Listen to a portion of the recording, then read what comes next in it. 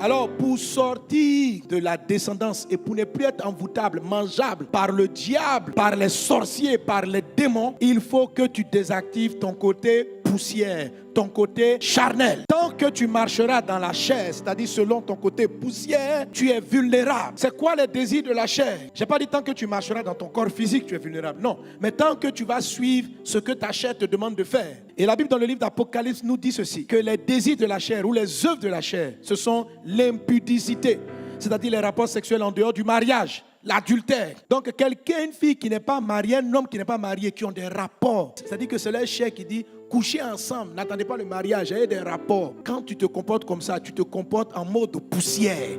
Satan te mange quand il veut. Les œuvres de la chair, ce sont l'impureté, la dissolution. Le mot dissolution dans d'autres versions, c'est écrit les querelles. Quelqu'un qui est irritable, qui est coléreux. Ce sont les désirs de la chair. C'est-à-dire que la colère te remplit et puis tu dis des choses par la colère. Tu es contrôlé par Satan. Il peut te bouffer. Parce que tu n'es plus en train de marcher selon ta nature spirituelle, mais tu es en train de marcher selon les désirs de ta chair. Tu deviens vulnérable. Les envoûtements trouvent leur point d'accroche, leur réception dans notre côté charnel. La Bible dit les œuvres de la chair, c'est quoi? L'impudicité, l'impureté, la dissolution, l'idolâtrie, la magie, les inimitiés, les palabres, là, les inimitiés. J'ai des ennemis, tu détestes ton voisin, ta voisine, des personnes. C'est dans la haine, l'amertume. C'est là que Satan trouve. Quand tu commences à haïr, il dit, tu es mangeable. Il y a une de mes filles qui est venue me voir hier, m'a expliqué un témoignage.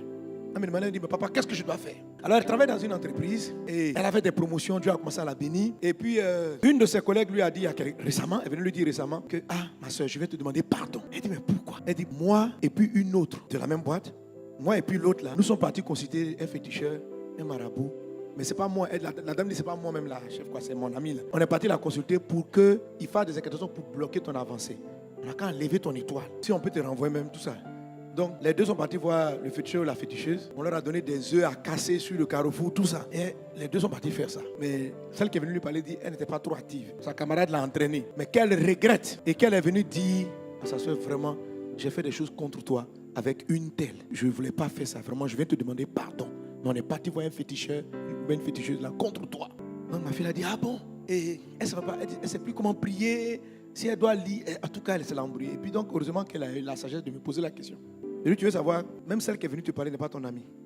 C'est ton ennemi même. La plus dangereuse même, c'est elle. Elle dit, ah bon? Je dis, oui. Il y a longtemps, ils ont fait leur incantation. Mais ça n'a pas eu d'effet sur toi.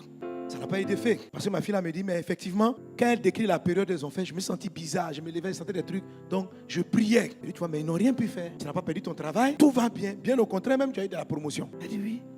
Je dis, tu vois ce qu'elle est en train de faire? C'est parce que tu as marché par l'esprit. Comme elles voient que tous leurs sortilèges ne t'atteignent pas, elles ont dû essayer maintenant de venir activer ta chair. Donc en venant te dire que telle copine est contre toi, le but c'est de créer dans ton cœur de l'amertume, de la haine, de la colère contre la dernière. Et si elle déclenche la colère, là tu es charnel.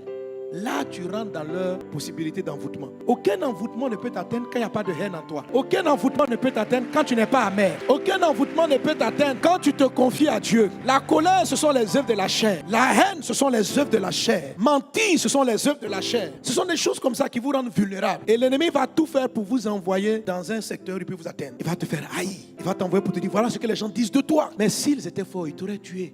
Mais ils n'ont pas pu. Ne tombe pas dans leur piège. Tu es quelqu'un de l'esprit. Tu n'es pas un charnel. Tu es un spirituel. Tu fais partie de la descendance de la femme. Les gens commencent à t'atteindre quand toi aussi tu rentres dans la haine. C'est pourquoi faites attention. Tous ceux qui viennent t'informer qu'un parent est un sorcier ne sont pas tes amis. Souvent je fais des prières, les gens m'ont dit, parce que tu as vu qu'il m'attaque. Je dis, je vois, mais je ne te dis pas. Je dis, mais pourquoi? Dis-moi. Je dis, mais tu as fait quoi avec l'information? Tout ce que ça va faire, ça va créer dans ton cœur l'amertume. Tu n'as pas suffisamment de maturité pour pardonner. C'est pas utile. Parce qu'ils ne peuvent rien te faire. Tu dis, non, mais je sens, ils font des cauchemars. Je dis, c'est juste des rêves. Mais si tu rentres dans la haine, c'est pas des rêves. Ils vont passer à l'acte, ils vont t'attaquer sérieusement. Ne vivez pas sur les désirs de la chair. Ça vous fragilise. Satan mange la poussière pour désactiver le récepteur. Il faut couper la chair. C'est-à-dire que les sentiments de la chair, l'envie, l'ivrognerie, les choses là ne te conduisent pas. Quand Satan t'attire, tes camarades viennent. Oh, viens, tu vas boire un peu. Rappelle-toi le passé. Quand tu es ivre là, tu es charnel, tu es mangeable par le serpent. On peut t'envoûter. On prend des gens, on les envoûte par la boisson, par l'alcool, par le sexe, par la haine. Jésus dit, ne dormez pas avec la colère. Vous donnerez un accès au diable. Quand tu réussis dans ta vie, Satan va tout faire, va envoyer des gens pour te provoquer, pour que tu rentres dans le secteur, ils pourront te toucher. Mais je déclare dans le nom de Jésus que tu n'es pas atteint. Tu es protégé par le sang de Christ. C'est pourquoi quand tu te rends compte d'une erreur, demande à Dieu pardon, parce que tu as combien de délai, tu as combien de temps. Réponds-toi rapidement. Et puis quand la colère veut venir, tu dis, Seigneur, donne-moi le calme. Quand la haine veut rentrer, tu dis, Seigneur, apprends-moi à aimer. Je veux être comme toi. Ne leur donne aucun accès, que Satan n'ait rien en toi. La colère n'est pas chez ton Dieu. Chez Dieu, ton papa, il n'y a a pas la haine. Chez nous, il n'y a pas l'amertume. Donc ne prends rien du diable. Ton cœur est trop bon pour laisser la haine t'habiter contre quelqu'un. Tu as un bon cœur. Garde ce cœur. C'est pour ça qu'il n'a pas pu te tuer jusqu'à présent, à cause de l'état de ton cœur.